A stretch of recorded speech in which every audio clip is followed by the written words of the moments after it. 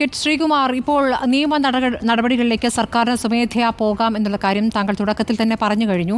പക്ഷേ ഇതിൻ്റെ ഒരു വേഗം പ്രധാന പ്രശ്നമല്ലേ? ഇപ്പോൾ നടി ആക്രമിക്കപ്പെട്ട കേസ്, അതിൽ പ്രധാനപ്പെട്ട പല തെളിവുകളും മുന്നിൽ വന്നിട്ടും പല മൊഴികളും ഉണ്ടായിട്ടും അതിങ്ങനെ നീണ്ടു പോകുന്നത് നമ്മുടെ മുന്നിലുണ്ട്. അതിൽ ഈ പ്രതിക്കുള്ള സ്വാധീനം, പ്രതി ഏതൊക്കെ രൂപത്തിൽ അതിനെ കൊണ്ടുപോയി, ആ കേസിനെ കൊണ്ടുപോയെന്നടക്കം നമ്മുടെ മുന്നിലുണ്ട്. അപ്പോൾ ഈ കേസുകളിലും ഇതിലൊക്കെ പ്രമുഖരാണ്, പ്രധാനപ്പെട്ട താരങ്ങളും നിർമ്മാതാക്കളും സംവിധായകരും ഒക്കെയാണ് പെട്ടിട്ടുള്ളത് എങ്കിൽ അത് തന്നെയാകില്ലേ ഈ കേസുകളുടെയും വിധി?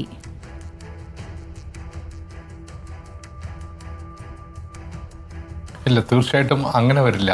അതിനാണ് എൻ്റെ അഭിപ്രായത്തിൽ ഒരു സെൻട്രൽ ഏജൻസിയെ കൊണ്ട് ഇതിനെ സംബന്ധിച്ചിട്ട്, പ്രത്യേകിച്ചും CBI പോലെയുള്ള ഒരു ഏജൻസിയെ കൊണ്ട് ഈ കേസിനെ അന്വേഷിപ്പിക്കാൻ സർക്കാർ ശ്രമിച്ചു കഴിഞ്ഞാൽ ഈ പറഞ്ഞ കാലതാമസം കൂടാതെ തന്നെ ഇതിനെ സംബന്ധിച്ച് ഒരു വ്യക്തമായിട്ടുള്ള ഒരു ചിത്രം, ആരെങ്കിലും കുറ്റം ചെയ്തിട്ടുണ്ടോ അല്ലെങ്കിൽ ഈ ആരോപണങ്ങൾ ശരിയാണോ എന്നുള്ള കാര്യങ്ങളൊക്കെ വിശദമായിട്ട് അന്വേഷിച്ച് റിപ്പോർട്ട് കൊടുക്കാനായിട്ട് ഒരു ഇൻവെസ്റ്റിഗേറ്റിംഗ് ഏജൻസിക്ക് സാധിക്കും. അതും പ്രത്യേകിച്ചും പുറത്തുള്ള ഒരു ഇൻവെസ്റ്റിഗേറ്റിംഗ് ഏജൻസി ആണെങ്കിൽ അവർ ഇമ്പാർഷ്യലായിട്ട് അത് ചെയ്യും. അത് വന്നു കഴിഞ്ഞാൽ എല്ലാവരുടെയും ആശങ്ക അതോടുകൂടി ദൂരീകരിക്കും. കുറ്റവാളികളെ എന്നാണെങ്കിലും ശിക്ഷിക്കണം.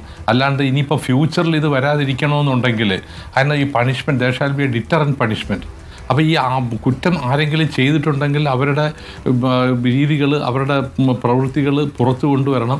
എന്നാൽ മാത്രമേ ഈ സംഘടനയ്ക്കോ അല്ലെങ്കിൽ ഈ ഫിലിം ഇൻഡസ്ട്രിക്കോ മറ്റോ ആർക്കെങ്കിലും അതിനകത്തേക്ക് കടന്നു വരണമെങ്കിൽ തന്നെ, പ്രത്യേകിച്ചും സ്ത്രീകൾക്കോ കുട്ടികൾക്കോ കടന്നു വരണമെങ്കിൽ അവർക്കൊരു കോൺഫിഡൻസ് വേണം. ആ കോൺഫിഡൻസ് ഉണ്ടാക്കണമെങ്കിൽ ആരെങ്കിലും കുറ്റം ചെയ്തിട്ടുണ്ടെങ്കിൽ അവരെ നിയമപരമായിട്ട് ഗവൺമെൻറ് പ്രൊസീഡ് ചെയ്തെങ്കിൽ മാത്രമേ ആ കോൺഫിഡൻസ് തിരിച്ചെടുക്കാൻ പറ്റുള്ളൂ. അതല്ലാതെ മറ്റെന്തെങ്കിലും, അതായത് ഇപ്പോൾ സംഘടനയായിട്ട് സംസാരിച്ചോ അല്ലെങ്കിൽ ഫ്യൂച്ചറിൽ ഇത് വരാതിരിക്കാനായിട്ടോ ഒരു നടപടി ചെയ്തതുകൊണ്ട് മാത്രം ഇതുവരെ ഉണ്ടായിട്ടുള്ള അതായത് കുറ്റകൃത്യങ്ങൾ ഇപ്പോൾ ഇല്ലാതാകുന്നില്ല. ഒരിക്കൽ ഒരു കുറ്റം ചെയ്തു കഴിഞ്ഞാൽ ആ കുറ്റകൃത്യം ഇല്ലാതാകുന്നില്ല. ആ കുറ്റകൃത്യം അത് കോടതിയുടെ മുമ്പാകെ കൊണ്ടുവന്ന് കോടതി ട്രൈ ചെയ്ത് അതിലൊരു തീരുമാനം എടുത്തെങ്കിൽ മാത്രമേ ആ കുറ്റം ഇല്ലാതാകുന്നുള്ളൂ. അല്ലാണ്ട് നമ്മൾ ചർച്ചകളോ അല്ലെങ്കിൽ കമ്മിറ്റികളോ അല്ലെങ്കിൽ കോൺക്ലേവോ എന്നൊന്നും കൊണ്ട് ചെയ്ത കുറ്റമല്ലാതെ ആകുന്നില്ല എന്നുള്ളതാണ് നമ്മുടെ നിയമത്തിൻ്റെ ബേസിക് ആയിട്ടുള്ള പ്രിൻസിപ്പിൾ. അപ്പോൾ അതനുസരിച്ചിട്ട് പ്രൊസീഡ് ചെയ്തിട്ട് ഞാൻ ആരെങ്കിലും കുറ്റവാളിയാണെന്നോ അല്ലെങ്കിൽ ആരോപണങ്ങൾ ശരിയാണെന്നോ അല്ല ഞാൻ പറയുന്നത്.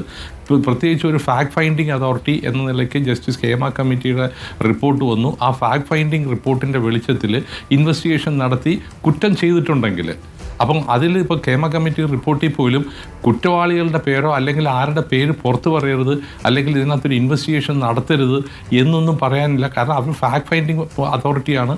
അവർ ഇതിനവരുടെ എല്ലാം മൊഴികളെടുത്തു, തെളിവുകൾ ശേഖരിച്ചിട്ട് പറഞ്ഞു ഇന്ന കുറ്റകൃത്യങ്ങളൊക്കെ ഈ ഫിലിം വേൾഡിൽ പ്രത്യേകിച്ചും സ്ത്രീകൾക്ക്, കുട്ടികൾക്ക് അനുഭവിക്കേണ്ടി വന്നു എന്നൊരു റിപ്പോർട്ട് കൊടുത്തു കഴിഞ്ഞാൽ തീർച്ചയായിട്ടും അത് ആക്ട് ചെയ്യുക.